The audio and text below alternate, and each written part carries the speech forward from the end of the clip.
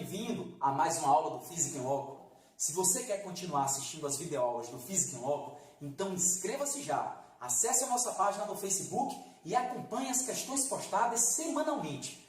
Hoje faremos questões do bloco Cinemática Escalar, destacando os conceitos de distância, deslocamento, velocidade e aceleração. Se porventura você tem dúvida em relação a esses conceitos, assista a nossa aula teórica. Acompanhe comigo, vamos começar. A primeira questão diz o seguinte: considerando-se uma pedra presa à extremidade de um fio ideal e posta a girar, descrevendo uma circunferência de 50 cm de raio em um referencial fixo na mão que segura a outra extremidade do fio, conclui-se que o módulo do deslocamento sofrido pela pedra em 2,25 voltas em metros é aproximadamente igual a... Então note que a questão traz uma situação bem simples. Uma pedra presa a um fio, posta a girar numa trajetória circular. Antes de interpretarmos a questão, vamos coletar os dados. Observe que a questão nos fornece o raio dessa trajetória, 50 centímetros, e o número de voltas dado pela pedra, 2,25 voltas. Cuidado! Antes de você começar a responder, observe o padrão de unidades. A questão quer que você dê a resposta em metros, porém o raio foi dado em centímetros. Então, vamos transformá-lo. 50 centímetros corresponde a 0,5 metros. Pronto! Vamos então para a pergunta da questão. Qual o módulo do deslocamento ao longo das 2,25 voltas? Então veja, 2,25 voltas significa dizer que a pedra dará 2 voltas mais 0,25 de volta. Para facilitar, vamos dividir essa trajetória em 4 partes. Observe, a pedra dará a primeira volta, a segunda volta e mais 0,25, que corresponde a 1/4. Então essa pedra vai parar exatamente nesta posição. Como a questão pede o módulo do deslocamento, vale lembrar que deslocamento é o ΔS, é a posição final menos a posição inicial, ou o vetor que liga o ponto de partida ao ponto de chegada. Como a questão não nos fornece a posição final e nem a posição inicial, então podemos dizer que a melhor maneira para responder essa questão é através do comprimento do vetor que liga o ponto de partida ao ponto de chegada, o segmento de reta. Observe o triângulo em destaque. Nós temos os valores dos catetos, que correspondem ao raio da trajetória, 0,5 e 0,5 metros, e precisamos da hipotenusa, que é exatamente o módulo do deslocamento. Bom, em um triângulo retângulo, tendo os catetos, podemos encontrar o valor da hipotenusa. Basta aplicarmos o teorema de Pitágoras. Então eu vou transportar esse triângulo para o canto direito da tela, para facilitar a compreensão. Observe. E para encontrarmos a hipotenusa, vamos aplicar o teorema de Pitágoras. O quadrado da hipotenusa é igual à soma dos quadrados dos catetos. É bem verdade que você nem precisava aplicar o teorema de Pitágoras. Esse triângulo é um triângulo que deriva de um quadrado, porque os catetos são iguais. E a hipotenusa é a diagonal do quadrado, que é L raiz de 2, o lado multiplicado por raiz de 2. Mas tudo bem, se tem dúvidas, se tem problemas com a matemática, faça a continha, aplique o teorema. Fazendo essa continha, vamos encontrar um x, que é exatamente o módulo do deslocamento, aproximadamente igual a 0,71 metros. Opção correta, letra A. Cuidado para não confundir o conceito de deslocamento com distância. Se porventura a questão pedisse distância percorrida, você teria que levar em consideração o número de voltas, porque a distância percorrida é o espaço total. Mas o deslocamento só depende da posição de chegada e da posição de partida. Vamos então para a segunda questão. Uma empresa de transporte precisa efetuar a entrega de uma encomenda o mais breve possível. Para tanto, a equipe de logística analisa o trajeto desde a empresa até o local da entrega. Ela verifica que o trajeto apresenta 2 trechos de distâncias diferentes e velocidades máximas permitidas diferentes. No primeiro trecho, a velocidade máxima permitida é de 80 km por hora e a distância a ser percorrida é de 80 km. No segundo trecho, cujo comprimento vale 60 km, a velocidade máxima permitida é de 120 km por hora. Supondo que as condições de trânsito sejam favoráveis para que o veículo da empresa ande continuamente na velocidade máxima permitida, então note que ele vai andar com velocidade constante em cada um dos trechos. Qual será o tempo necessário em horas para a realização da entrega? Então vamos para a resolução. Como você acabou de ver, todo esse trajeto ele vai ser dividido em duas partes. Na primeira parte, o veículo irá percorrer uma distância equivalente a 80 km. E na segunda parte, o mesmo veículo irá percorrer uma distância de 60 km. Entretanto, note pelo enunciado da questão que esses trechos serão percorridos com velocidades supostas constantes em cada trecho, diferentes. Observe. No primeiro trecho, o veículo irá percorrer essa distância com a velocidade constante de 80 km por hora. No segundo trecho, irá percorrer uma distância de 60 km com uma velocidade suposta constante de 120 km por hora. O que a questão pede? Ela pede para você calcular todo o tempo de percurso. Mas para fazer isso, nós vamos dividir em duas partes esse tempo. Vamos calcular o tempo do primeiro trecho, o tempo do segundo trecho e depois basta fazer uma simples soma. Como é uma questão Enem considerada fácil, nós vamos dispensar o uso de fórmulas e vamos fazer uma simples regra de 3. Observe. No primeiro trecho, a velocidade do veículo, suposta constante, é de 80 km por hora. O que isso significa? Significa dizer que este veículo vai percorrer uma distância de 80 km em 1 hora. Então note que o tempo do primeiro trecho já está respondido, porque a distância percorrida pelo veículo será exatamente de 80 km. Então, já sabemos que o tempo gasto será de 1 hora. Vamos agora para o segundo trecho. No segundo trecho, a velocidade do veículo, suposta constante, é de 120 km por hora.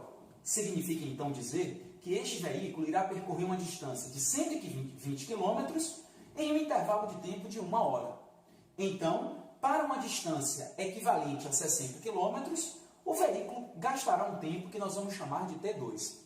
Observe que nem precisa você fazer aqui uma regra de 3. Se a distância corresponde à metade, então o tempo também vale a metade, desde que a velocidade seja constante. Em outras palavras, fazendo a continha, nós vamos encontrar um tempo de meia hora. Então, podemos dizer que o tempo de todo o trajeto será de 1 hora e meia. Opção correta, letra C. Vamos para a terceira questão. Para pesquisar a profundidade do oceano, numa certa região, usa-se um sonar instalado num barco em repouso. O sonar é um aparelho, como o nome diz, emissor de ondas. E através dessas ondas é possível determinar a profundidade do oceano, localizar certos objetos no mar, dispositivo muito utilizado pelos submarinos, pelos barcos em geral. Vamos lá. O intervalo de tempo decorrido entre a emissão do sinal e a resposta do barco, o eco, é de 1 segundo. Em outras palavras, esse tempo que a questão está nos fornecendo é o tempo de ida e volta das ondas sonoras. Supondo a velocidade de propagação do som na água, 1.500 metros por segundo, determine em metros a profundidade do oceano na região considerada. Então a situação é a seguinte: o barco ele está a uma certa profundidade, que nós vamos chamar de H, na qual nós desejamos descobrir, e para descobrirmos essa profundidade, que é nada mais nada menos do que uma medida de distância, de comprimento, precisamos da velocidade e do tempo. Mas o tempo, não podemos utilizar o tempo de 1 segundo. Por quê? Porque o tempo de 1 segundo, gente, é o tempo de ida e volta das ondas. É o eco. Então, se nós utilizarmos esse tempo, estaremos calculando essa distância 2 vezes, na ida e na volta. Então, qual a sugestão? Pega esse tempo de 1 segundo e divida ele por 2, para encontrar apenas uma única distância que corresponde à profundidade. Então, se o tempo foi de 1 segundo, o tempo de fato a ser utilizado será de meio segundo. Pronto. Com o tempo e com a velocidade suposta constante, até porque essas ondas sonoras vão estar atravessando o mesmo meio, a água, para pequenas profundidades, podemos resolver essa questão de 2 maneiras, utilizando a fórmula ou através de uma simples regra de 3. Vamos fazer das 2 formas. Primeiro, utilizando a fórmula. Uma velocidade suposta constante pode ser calculada através da razão entre o ΔS e o ΔT. Se você tem dúvidas, assista a nossa aula teórica, a nossa aula de cinemática escalar. Então vamos lá. Tendo a velocidade e tendo o tempo, substituindo na fórmula, dá para encontrarmos a profundidade, que é nada mais nada menos do que uma medida de distância. Então, multiplicando 1.500 por 0,5, vamos encontrar um ΔS, que é a profundidade, 750 metros. Se você não gosta de utilizar fórmulas, então vamos para uma opção que eu particularmente considero até mais simples, uma regra de 3. Observe, Uma velocidade suposta constante de 1.500 metros por segundo significa dizer que a onda vai percorrer uma distância de 1.500 metros num tempo de 1 segundo.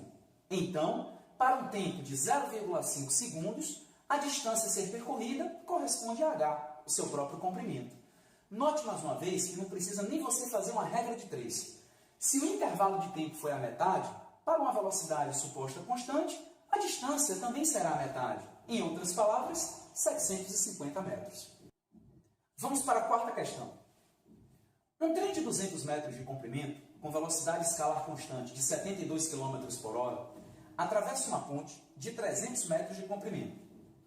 Opa, dei um arroto aqui, mas normal, isso acontece. Vamos embora.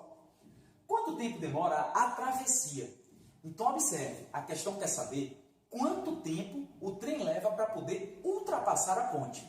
Vamos para a resolução. Observe, nós temos um trem de 200 metros de comprimento e uma ponte que apresenta 300 metros. Observe que os dados oferecidos pela questão para o cálculo do intervalo de tempo desejado foi a velocidade do trem, suposta constante e igual a 72 km por hora. Antes de começar a interpretar a questão, observe a incompatibilidade de unidades. A velocidade está expressa em km por hora, mas a questão quer que você dê a resposta em segundos. Então, o ideal é que você faça logo essa transformação, de km por hora para metros por segundo. Como nós vimos na aula teórica, existe um fator de conversão para fazer essa transformação de uma maneira bem simples, prática. De km por hora para metros por segundo, basta dividirmos o valor por 3,6. 72 dividido por 3,6, 20 metros por segundo. Pronto. Agora que nós já temos a velocidade expressa corretamente em metros por segundo, qual será a distância percorrida pelo trem para que nós possamos calcular o tempo de travessia?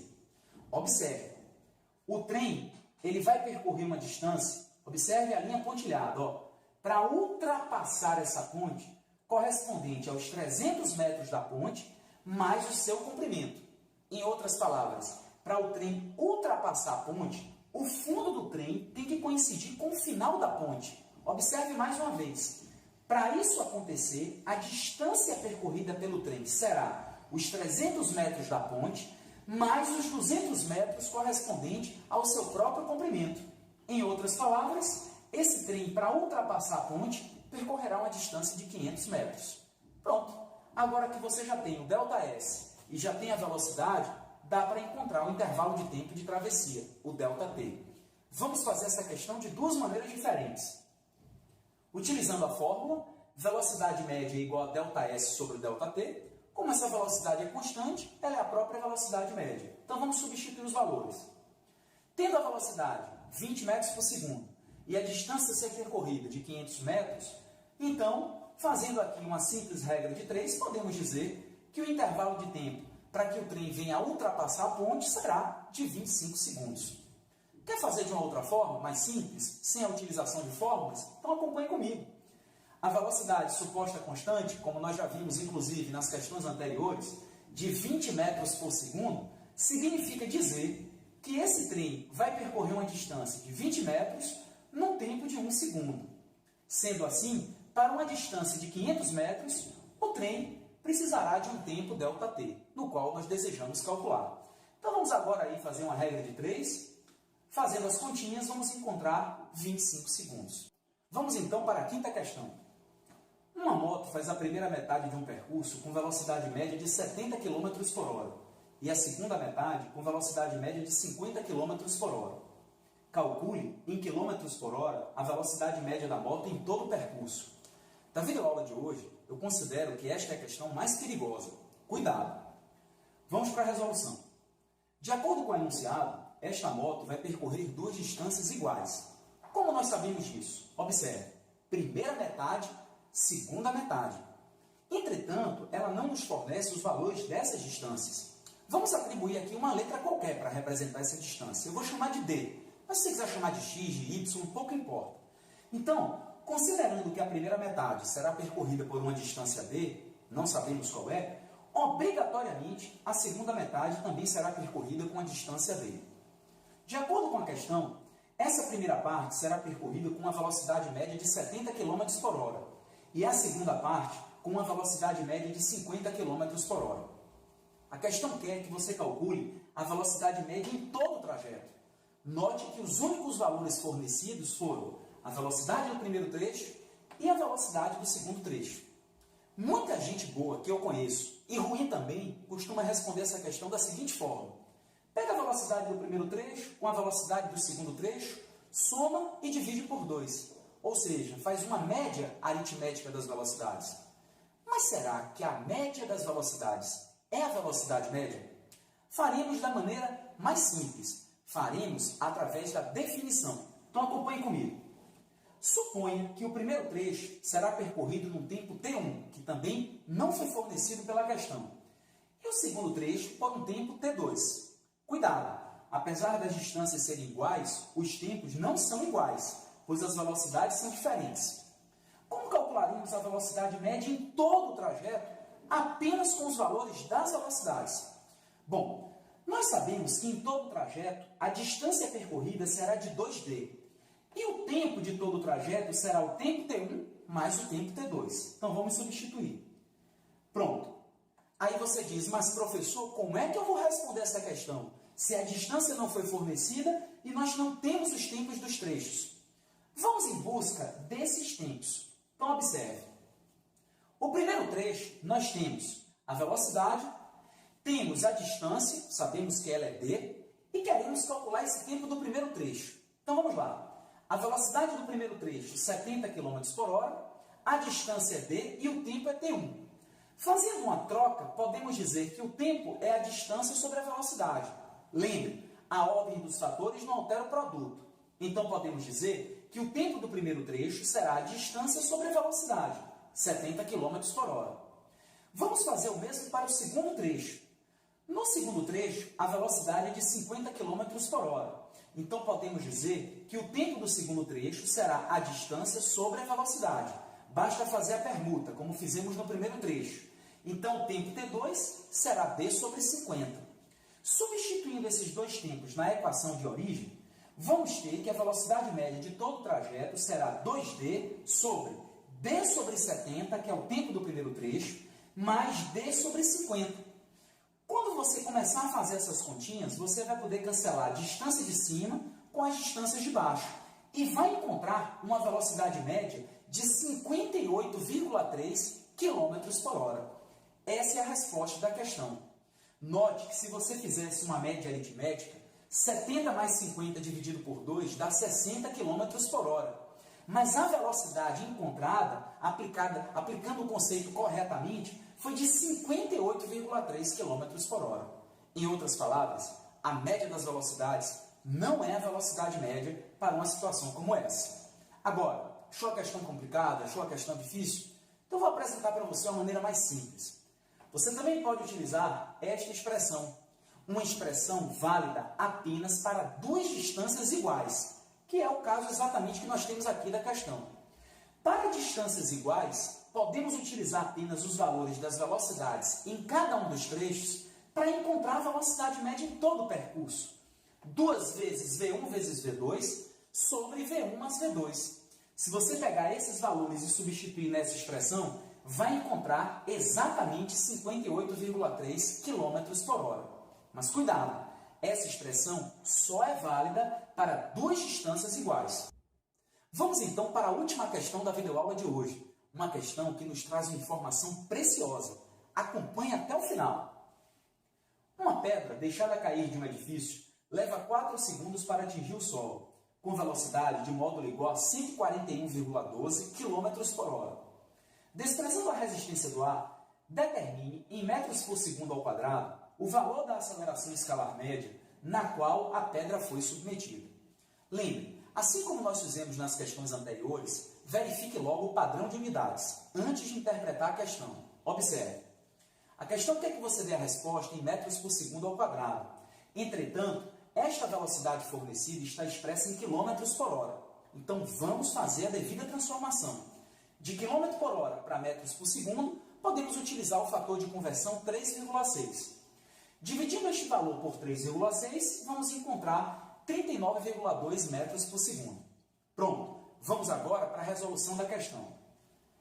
De acordo com ela, uma pedra é deixada cair do alto de um edifício. Note, deixada cair. Em outras palavras, essa pedra foi abandonada. Sua velocidade inicial é igual a zero. Ela partiu do repouso. Bom, no momento em que ela cai, a questão quer que você determine a aceleração. Nós já sabemos que a aceleração escalar média ela é calculada através da razão entre a variação da velocidade e o intervalo de tempo. Está com dúvida? Assista a nossa aula teórica. Então, observe. De acordo com a questão, nós sabemos que a velocidade inicial é igual a zero, atinge o solo com a velocidade de 141,12 km por hora, que corresponde a 39,2 metros por segundo, e sabemos também qual o intervalo de tempo de queda, 4 segundos. Então vamos lá. Variando a velocidade de 0 a 39,2, então podemos dizer que a variação da velocidade é de 39,2, num intervalo de tempo de 4 segundos. Dividindo esses dois valores, vamos encontrar uma aceleração de 9,8 metros por segundo ao quadrado. Observe, a pedra, um objeto inanimado. Qual a aceleração apresentada por ela? Durante a queda, esta aceleração é a própria gravidade, que tem um valor na superfície da Terra, nas proximidades da Terra, de 9,8 metros por segundo ao quadrado. Então, a partir dessa aceleração, também é possível calcularmos a altura do edifício, como nós vamos ver nas próximas videoaulas. Posso antecipar a você e dizer que esta altura será de 78,4 metros. Então, observe que a aceleração, a gravidade, ela apresenta um valor relevante, pois em 4 segundos de queda, o móvel atingiu uma velocidade de 141,12 km por hora, percorrendo uma distância de 78,4 metros. Essa queda nós chamamos de queda livre. Veremos esse assunto nas próximas aulas. É isto aí, galera. Esta foi a videoaula de hoje. Um grande abraço e até a próxima.